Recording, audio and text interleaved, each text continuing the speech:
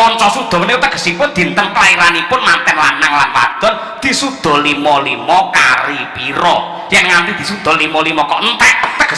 tegesipun menika sampyuh mati kabeh ora bisa dikukup. Nah menawi dipunetang dina kelairanipun manten lanang lan wadon menika dipun suda 55 kok turah siji niku bakale pegat mati tegesipun isih enom wis mati salah siji.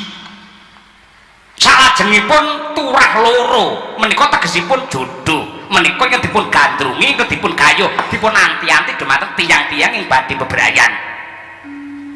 Turah telu menika tegesipun wahyu tegese uripe bakal sarwa kepenak nyambut gawe ya sarwa untung candak kula dol tinuku menapa kemawon mesti pikantuk bebaten ingkang remenaken menika menawi turah telu utawi wahyu. Turah sekawan tegesipun pegat urip lupute kena nggodha ya pegatan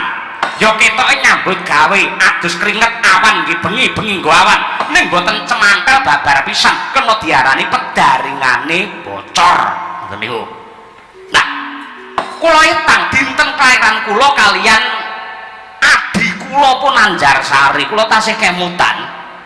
kula pun minak senggara menika kelairan Kemis Kliwon. Kemis menika 8 Kliwon menika 8 tegesipun gunggungipun 17 16 nggih 16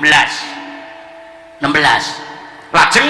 Anjarsari kula kemutan bilih dinten kelairanipun menika Rebo Wage Rebo menika 7 Wage 4 yen dijumlah 11 yang karo 16 mau gunggunge ana 17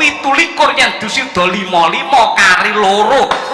niku tegesipun jodoh anggen kula emah-emah kalian Anjarsari badhe pikantuk wahyuning jodoh tentrem lahir batin donya tekan akhir menika